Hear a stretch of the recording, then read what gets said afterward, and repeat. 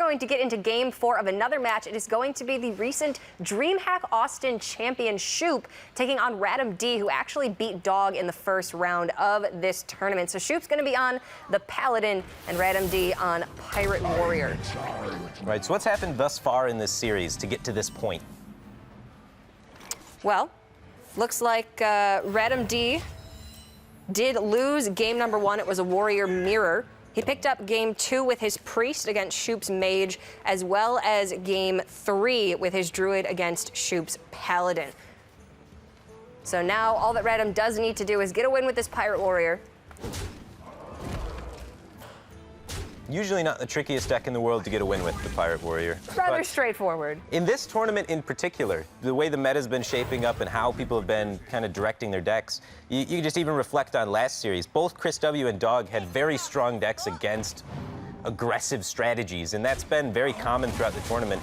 And, you know, Shoop's no different here. With his Control Paladin, he definitely has a lot of anti-aggro tools and is looking to try and target out the Pirate Warrior. So this, even though RadamD is up 2-1, he may continue to accumulate losses on this Warrior because that is the target of Shoop's lineup.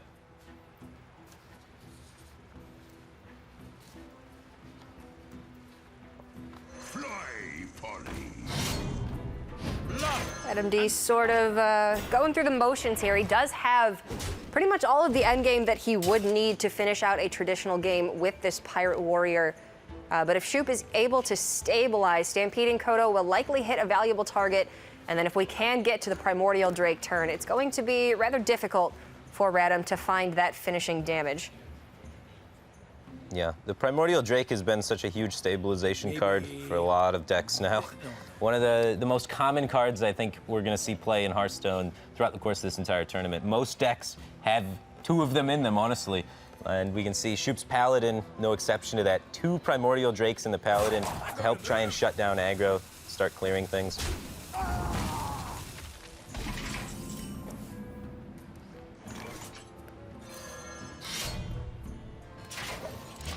Kodo's just set up beautifully for next turn to be able to take out the remaining minions for RadamD. And importantly, Shoop's health total is still very high. Yeah, and he's got Wicker Flame Burn Bristle too, which doesn't seem like much because it doesn't impact the board all that greatly. It's a 3-mana 2/2, but it gains you so much life in the process as it has Taunt and then gains you 2 life for every time something has to attack it. Yeah, it's one of the all-stars against Pirate Warrior. Draws 2 attacks, gains you at minimum 4 health, and if you're able to land a Spike Ridge Steed on Wicker Flame at any point in time, it's pretty much impossible for the Pirate Warrior to get through. Right. Well, the Pirate Warrior player does have a lot of damage. He's thinking about trying to get this Leroy to connect twice. And the reason why he wants to do this is because Shoop has so much life. He feels like he's desperate enough where he needs to make sure that this Leroy can connect twice. That's one of his hopes of trying to come back in this game. And it's opening up a little window here because that is happening. The Leroy is connecting for 12 damage to Shoop's face. And the follow-up with the Reaper and then Captain Greenskin might just represents get there. quite a bit. Yeah. Might be enough. He's got 17 damage represented right there. He gets to tempo out a Dread Corsair alongside this if he wants. Obviously, you would rather have Greenskin hit all 3 charges of the Reaper, but you're only missing 1 damage, and it's much more mana efficient. You're simply very limited in this case.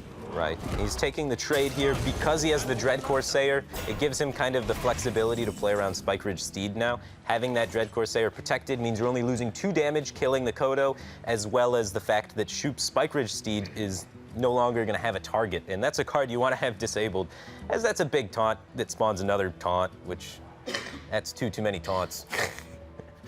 1 taunt can often be 1 too many taunts, but in this case, the Spike Ridge just pretty much shuts off any chance for the Pirate Warrior to live. And that's why this Paladin deck is so powerful. We can see that Shoop has a copy of Forbidden Healing. He has a copy of Rallying Blade to deal with more early aggression from decks like Pirate Warrior. So he's very well equipped. Also Harrison Jones. If he can get, with a safe life total, to about 4 mana, he's looking usually pretty solid. And that's why we can see him here expending the Wild Pyromancer quality on just 1 minion. Because he knows if he's able to just make it a little bit further, then he's got the Ragnaros Lightlord to stabilize at the end, and Pirate Warrior's only drawn 1 card a turn. So if your Wild Pyromancer Equality is taking out that threat, now he's establishing a Silver Hand Recruit to set up for the Equality in his hand to take out the next threat, then he's just paved the way to make it to 8. It doesn't matter how low value he gets off his cards. And RadamD respects the Equality so much, and the Spike Ridge Steed so much, he trades with a Silver Hand Recruit here. With a 6 damage Arcanite Reaper, and that does successfully play around the Equality, so he's got Shoop's number. He knows what's going on a little bit. It seems like a very defensive play, but knowing what's in the Paladin deck and knowing that you need to play around Sunkeeper Terram, around second Equality. It's just not going to be enough, though. There's just so much taunt, so much healing. The targeting of Shoop's lineup working out for him here. Looks like we're going to be going to a game 5. Yes, it certainly does. Primordial Drake is going to shut down any hope that RadamD had of being able to pressure Shoop. Yeah, just look at those trades, too. Just trying to maintain board control, realizing, hey, burn off the top's not going to be enough. If I'm going to win this game, I actually have to control the board. I have to somehow out-board control this Control Paladin, and it just can't be done. I mean, weapons can only get you so far. Granted, they can get you very far, but usually the Pirate Warrior needs some form of early aggression. That's why you have Bloodsail Cultists, the Bloodsail Raiders, Frothing Berserkers, obviously. They can get in quite a bit of chip damage early on, and then the weapons are more your finisher. So when Shoop was sitting at 26 on turn 4, that was pretty much Radam's early game failing to do what it needed to do in this case. Right. And then you have to make up for it in the late game, which is near impossible. Sometimes you get there. Sometimes Arcanite Reaper becomes, like Gorehowl ×2, but Never dies. rarely you're able to string along enough upgrade effects to really make that happen. Yep, so that's going to be going to game 5. Shoop, of course, the recent winner of DreamHack Austin. Radam, a relative newcomer to the Hearthstone Championship Tour scene, did not participate in any of the 2016 Americas prelims or the 2017 Winter Playoff for the Americas, but he did finish ranked 20 Legend on the Americas server in February of this year. So he's got ladder experience, but this is really his first foray into tournament play. Took out Dog in round 1, now he's tied up with Shoop in round 2. I'd say that's pretty good. Yeah, that is definitely pretty good. He's going up against a lot of the solid star-studded players from Americas. Like, taking down Dog's no joke. He's on the chalkboard. He is. If you get your name on the chalkboard, it means business. And Dog also had a great finish in DreamHack Austin. So Radam could be the DreamHack Austin killer. We'll have to see how game number 5 goes, but we are going to be getting into the finish of this match. So it's going to be Radam yet again on that Pirate Warrior and Shoop on his Mage deck. It is a Gunther-style Discover Mage build. Right, and the one thing to note about this Gunther Mage is there are 2 copies of Volcanic Potion. It's not a tech choice that's always included in Gunther Mage. A lot of the times they tech in greedier cards in that slot, but the double Volcanic Potion is going to be very helpful at shutting down, aggression, and that is one of the themes in Shoop's lineup here. He's got decks that have the ability to play the long game, but are teched heavily towards beating aggro decks, and it's going to have a field day with this Pirate Warrior. Yeah, maybe not the greatest strategy now that we've seen the wide field of decks in this tournament because they are very controlling, but looking at this matchup in a vacuum, very good. Definitely very solid for this matchup. His decks are super polarized. Like, he's got Pyros in there, which is going to be great in the control matchups, but terrible in this matchup. And then he's got the Gluttonous Ooze in there and the double Volcanic Potions, which are going to be amazing in this matchup, but absolutely terrible in a control mirror going forward in the tournament. So that seems to be like the style that players are designing their decks for in this tournament that are having success. They're not really caring about mid-range, but caring about aggro and control and just kind of forgetting the mid-range portion of the decks. And it's really been working for them. As we can see, Shoop's up 1-0, and Dog as well had a similar strategy. Makes a lot of sense looking at the deck choices across the board. There is very little mid-range style lineups in this tournament right now. It's either polarized, very aggressive, or very control heavy. Right. So Shoop, he's getting rather low, and Radam has a lot of follow-up damage, but Shoop does have quite a bit of sustain in the form of the double ice block and barrier for 8 health. Right, and he set up the ice block this turn instead of the barrier so that he can guarantee that he can get the Medivh's Valet off the next turn and remove whatever minions RadamD happens to have on the board. This is a lot of development for Radam, though. Shoop was sort of forced into that volcanic potion early. It wouldn't even be very effective here, but he's got to find something to shut down this board presence before he can develop his own and actually manage to stabilize. Yeah, and Pyroblast is not going to help him.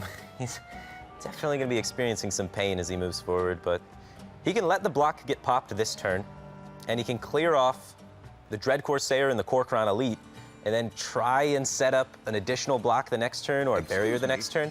One of the great things about his block getting popped, which there's not too many great things about your block getting popped. But if we're looking on the bright side. Right, it gets popped on 5 on the board, which is a little bit of healing in a sense.